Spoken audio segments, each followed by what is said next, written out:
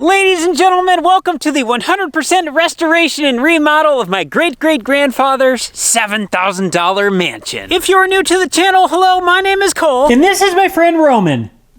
Hi. Roman, my neighbor Justin, who is not here today, and I have been working on completely restoring and remodeling the entire house for the last 7 months. Up to this point, we have all of the framing done. So the rooms are the shapes that they are going to be. So we are now ready to install our electricity, and we are also ready to install all the plumbing inside of the walls. There's just one little thing, which is the fact that we are going to be building an addition over here. Building a house is a one step at a time project, so I could talk about everything that needs to be done for this new addition, but it doesn't matter because the first thing we need to address is this soil, because there is going to be a basement right here. So for today's plans, we are going to start removing this massive pile of soil, because this soil pile is going to get about 3 times bigger by the time we finish digging out this basement. And when we start digging, we are going to run out of room over here. So we need to start thinning this thing down. Once we get the pile thinned out a little bit, then we'll come in with tape measures and flags, and we'll start marking our preliminary dig boundaries. And then if we get a wild hair in our system, there's about 3 feet of black dirt that I would like to shave off and then put in a pile that is separate from this, just like what we have over there. So that way when we come back later after everything is done, we have some nice black topsoil that we can put in as backfill that we'll be able to eventually plant our grass on, and then the yard will be able to look just like this again. With all that being said, we definitely have our work cut out for us today. I've moved a lot of soil in my lifetime, but I have never dug a basement and I've never measured out the areas for a basement. So I am looking forward to learning all of this. Are you ready, Roman? For? Work? Oh, we have to work today? Yeah, it's ice cream day today too. Well, but it's time for ice cream and then maybe we can work. Hey, Roman, I got a vanilla ice cream. You gotta come up here. We got work to do. Come on. Good boy. Roman's gonna get started hauling the dump truck off. We currently have a load of rubble in here. I loaded this up last night, so we're gonna get this empty. We don't wanna be mixing the dirt with these big chunks. Then once he gets back, we're gonna start loading up some dirt. And while he's running off doing this, I need to get some driveway permits filled out. Never mind on my end, I just got into the truck ready to leave, and then our plumber inspector just pulled in, so I'm gonna go visit with him and see if we need to change anything with the plumbing that we've already done in the basement. After an hour walk through, we got all green lights on our plumbing inspection. The only criticism that we got is we are going to be using T-clean out, so if we ever need to clean out our septic lines, you unscrew this little thing, and then you can stick your auger in the side of there to clean everything out that could've got plugged up in there. He just said he recommends using the Y ones because it's a little bit easier to get the auger around this bend than it is to try to get it at a straight 90 right here. But these are still code, so they'll work. Just personal preference with the Y for him. While I was meeting with the plumbing inspector, Roman got back with the dump truck. He just left to go get lunch for the rest of the farm crew. They're off working in the fields right now. So while Roman's getting lunch, now I am going to grab the plat book this time, so that way I can get some paperwork together for applications. I'm gonna try this again. Driveway permits. We need to get those filled out. Oh, we had to make a special trip down to the main heated shop because I need a plat book that is down here. Plat book, oh plat book, where art thou? Here you are. Our plan is to take the giant dirt pile as well as all the stuff that we're gonna be digging up for the basement, and we are going to use that dirt to widen the driveways that go into our fields. Right now we have some that are pretty skinny, and we wanna make them like 3 times as wide. That way it makes it a lot easier to get in with the semis. When it comes to either building a new driveway or extending an existing driveway, the county wants to make sure they are built right and they are built safe. So we have to submit an application for a driveway build, either a new build or an extension, and then the county comes out and then they approve of it, or they ask for certain changes. If, let's say, it's too close to right over the crest of a hill or something, they may request that it gets moved down, because 100 years ago when the driveway was built and they were on horse and buggies, maybe that was safe at the time, but now with vehicles moving 60 miles an hour down the road, it may not be in a safe spot. So they could request us to maybe move it a little bit, And then they also just want to make sure that the side construction, the slope, and how it's approaching into the road is built correctly. So that's the whole point of the application. And in order for us to turn it in an application, we need to submit the actual township location of it, hence where the plat book comes into play. If you're not familiar with the plat book, here's a little 101. If you live in the United States of America, we have 50 states. Now, 48 out of the 50 states use counties for their plat books. If you live in Louisiana, you use parishes, and if you live in Alaska, you use boroughs, whatever a borough is. So when you look at a map of the United States and you see all of the individual states, now zoom in on one state, and then we have individual states within inside of the state. So in the state of Iowa, there's little individual states which are the counties, and within the counties, it gets broken down even further into what's called townships, which is where the plat book comes into play, because it shows the townships and who owns ground within the townships and where that ground is located. I don't know if this is an absolute, but around here, a township is 6 miles wide and 6 miles deep. So a township covers 36 square miles. In Iowa, there are 1,599 townships.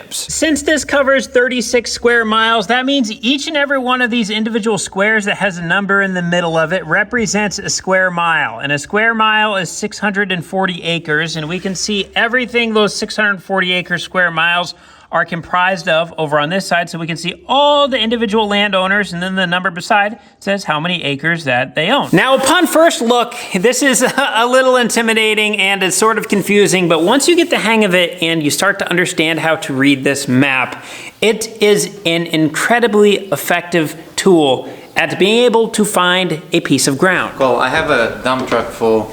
Can you tell me where to dump it? Postpone on the driveway permits one more time. So the first driveway we are going to do is down at my Uncle Orland's farm. We put in a permit for this one a couple years ago and we built it. We put in a permit for a really wide driveway and we only had enough dirt for a narrower driveway. So we are technically permitted for a bigger driveway already. So we're just gonna finish building it to the width that we were originally planning on building it to. And then also this one's had a couple years to sit here now. So it has started to settle down a little bit in the middle. So we're also gonna bring in some more soil for the middle. That way we can have it be a little bit more gradual going from the road down into the field. Okay, now that we got that out of the way, Roman is going to be hauling dirt back and forth and we are going to get these driveway permits done. And luckily for us, getting this permit is pretty easy. We are on the county website right now, and then we can just download this PDF, we fill it out, and then we send it to the person, and then they bring someone out and they either approve it or they disapprove it, and then we negotiate with them until they approve it.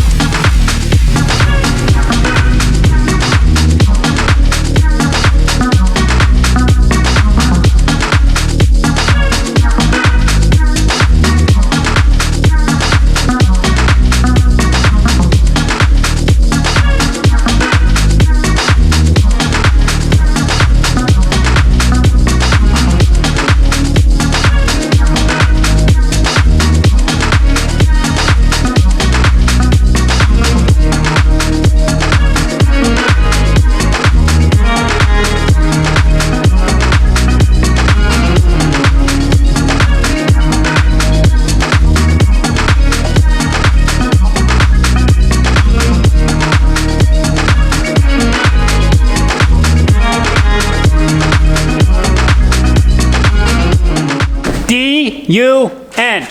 Done. Just a little tip I've discovered when it comes to the work that you don't want to do and you keep procrastinating on, do that work first and then do the stuff that you want to do after you get the stuff you don't want to do done. That way it forces you to get it done. So in this case, the computer work, it's not fun to be sitting there while Roman's running the skid loader around, scooping dirt and loading up in the dump truck and dumping it. That's fun stuff. So I made myself get that done first. Now that that's done, we get to play. Hold on a minute, never mind. Today is a day of never minds, I guess, because Cooper just called. It is supposed to rain tomorrow, and he says he has some hay down on the ground that he would like to get baled up. So he asked if I could come switch him working in the semi-trailer. So I guess I'm going to be going to operate the semi while Roman continues to move this dirt. So my primary job on the farm is the technical business side of things. So when it comes to meetings with people, figuring out what supplies we are going to use for the year,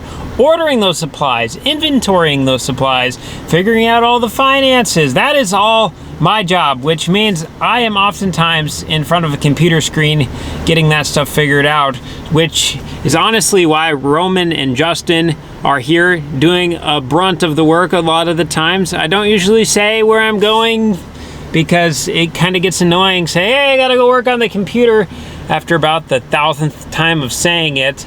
But if you don't see me on screen and everybody else is working, typically that is what I am doing, or I'm doing something like what I'm doing right now, where if Dad calls, Cooper calls, Zach calls, and they need help with something, or they need technical assistance with something, then I come in to help, and then Justin and Roman keep working on the house. Wave goodbye to Cooper. So the job I'm doing right now is sprayer tender boy, so everything up on the sprayer trailer I am responsible for. I need to make sure the tanks have water in them. If they get low, we go back to the farm and we fill them up. We gotta make sure the pumps have fuel in them, and we gotta make sure we have all the product that we need in these big containers in the little containers there. So when the sprayer gets empty, they'll roll up here, then I hook the hose up to them, I scamper up here, I turn everything on, I put in all the product, and then once they're full, I run air through the line, clean out the line, up into the sprayer, unhook everything, they go off and spray, and then we either get to sit, sleep in the hammock, or we can stand and walk around and do whatever we want to do, or I guess if we really wanted to cook ourselves out, we could sit in the semi-tractor. Breaker, trucker, we're ready to go to the next field. Come on, brake set, there we go. Okay, vámonos. Before I go to the next field, I only have about 500 gallons of water on me right now, which is enough to fill half of a sprayer. So I'm going to run back to the main farm. There should be 2,000 gallons of water in the tank. I'll fill this up, and it's going to be close if we have enough water to finish whether they're spraying or not. We may need just a little bit more. We'll see. Filling her up! And just a little bit left. Front tank's now full. That should be enough to get us done. The thing we're going to be battling now is that thing. If it stays up for a little while, we'll be able to get done. If it goes down quick, we'll have to finish in the morning. Just rolled up to the field. Dad was here empty, ready to go. I got him filled up. He is now full with the last load. We got everything packed up on the trailer. We're ready to bring this back and we'll be done spraying beans. Hold on a second, this doesn't look right. The enemy is broken right there. Uh-oh, I think that's broken too. The good news is I'm all done in the field so I can get back to working on the house. The bad news is we are running out of daylight, so I'm not gonna have enough time to come in here and scrape this black dirt off and put it in a separate pile, but I do have enough time to run around with the tape measure and these flags and lay out a little bit of a boundary of where our foundation walls are going to be. The back side of the house is going to be pretty easy because we are gonna be lined up straight with that white piece of trim, and then once we get to about right here, we are going to have a bit of a bump out. And then it continues behind me for a little bit, then it's going to take about a 22-degree turn going that way, and then that is going to be the garage part. Just to do a little drawing in the sand, this will be the house addition part, so it'll be square, and then when we get to the 22.5-degree angle bit, it'll look something like this, so then we can pull the vehicles in over here, and then this will be the house addition. And also, these measurements that I'm going to be taking are not set in stones. The designers currently are still working on getting the finalized outside shell of the house buttoned up, and so we don't know exactly what the measurements are going to be, but I want to get a rough idea because we have a fairly good amount of slope where I'm standing right now, so up by the house is going to be much more digging than where we are right here, and I want to be able to get my calculations done ahead of time of how deep are we gonna need to dig up there, how deep are we gonna dig down here, and more importantly, when we have a straight sidewall, how much stair stepping am I gonna have to do with the soil up there versus how much stair stepping am I gonna do down here. I wanna be able to come into this basement digging job knowing all this stuff ahead of time without having to figure it out on the run. I'm still probably gonna have to figure some stuff out on the run, but the more prepared I can be, the better job we're gonna do.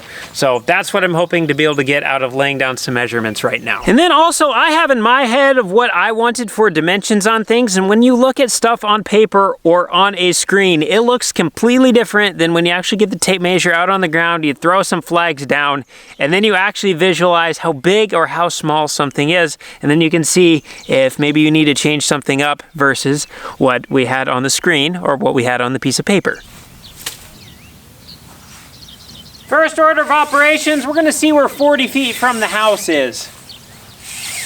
And I think this tape measure has not been used since 1979. 44 feet. Let's hit 50. Might as well. So this gives us a real nice visual of how things are going to lay out. We are right off the white corner of the house. We have a flag laid down every 10 feet. So this is going to represent the outside wall of the north edge of the house. This outside flag is at the 50-foot point. I don't know if we are going to be going out that far or not. I just wanted to get a reference of where 50 feet is, which it looks like is like right at the end of the sticker on the LP tank. So if something happens to this flag, I know when we're in here, we're at roughly 50 feet. Now this flag line may be where our foundation wall is going to be, but we are going to have to dig about 6 feet beyond that by the time we stair step down. So the first 3 feet here will be a third of the way down. The second 3 feet will be 2/3 of the way down. And then once we actually get in here, then this will be the full depth of where we are going to be working. So that way we don't have to worry about this soil collapsing in and ruining our work. And ruining our work would be a best case scenario. Worst case scenario is if somebody were walking down there, or worse yet, kneeling or sitting down, and a big old chunk of earth fell off on top of them. They could suffocate under there, and we absolutely do not want any accidents like that happening. So we are going to be taking all the precautions to stair step this back. The north edge of the basement is going to be over there, and the south edge of the basement is going to be right here. We are not going to be going the entire width of the house with the basement. This part is just going to have a footer underneath of it below frost line, and then a foundation wall coming up that we will build the rest of the house upon. So that will basically be slab on grade all the way to right here, and then the basement is going to start on this little corner of the house over to that north edge. So we're probably in that 26 feet wide or so right here, and I'm not fully for certain on how deep it's going to go yet. We're still waiting on the designer to get back with those little details yet, and honestly I can do some work on that too, because there's going to be an underground movie theater right here, or at least that is my plans, and so I really just need to figure out what dimensions do we want for that, and then that is what we will make it to be. What I'm really waiting on the designer for is we are going to have a bump out right here of some sort, and I don't really know what dimensions that they have available or what we can do, and so that's where the professional is going to come in and help us be able to design that. But it has to be concreted up with the footer underneath of it. So really, that's more or less what we're waiting on, because with what we do over here with basement, we can make whatever work above it, because we can do stuff with wood spanning across and we can make it work. It's just that little booger bump out right there is kind of what's holding us back. It's going to be the same thing on this side as it was on that side with where we are starting our dig for the stair step. We are going to have to go over 6 feet from that corner of the house. So honestly, we're going to start our stair step probably right on the left edge of that window, and then we can use that as reference. And then where our foundation wall is going to be, I'll just be able to use the white trim as reference. And since we got our flags laid out on 10-foot centers on the other side, we'll be able to use those from here as our measuring reference. I think I now have everything figured out that I need to for tonight. I honestly don't know a lot about the stair stepping process, so I have some internet research to do. I know the deeper you go, the more stair steps you need to do, and the type of soil you have also makes a difference on how much stair stepping you need to do. So I have some research that I need to get done. I don't think that I'm understating anything when I say we have our work cut out for us. And speaking of cut out, it looks like Roman has about half of our dirt pile cut out and moved over to the other farm. We are going to be adding a lot more dirt from over here to this, so we're gonna be trying to keep ahead of this thing as much as we can. I feel like it's gonna be here for a while. We're gonna take away from it, we're gonna add, we'll take away again, we'll end up adding, we'll take away, we'll add, and that process is gonna keep going back and forth, but we're gonna really try to keep up on this thing. When we look at our blueprints, it makes things a little bit more clear. Now, ignore all of these rooms. These are just placeholders. I'm not done designing the basement yet, but this yellow part is going to be the new area we are going to be building. So right here is where we currently have the opening that goes down into the basement, and this is all existing basement over here. So this is the part we are going to be adding, and this is the little bump out area I was talking about. We have our flags currently laid down right here along this edge. So this is about 45 feet to this corner.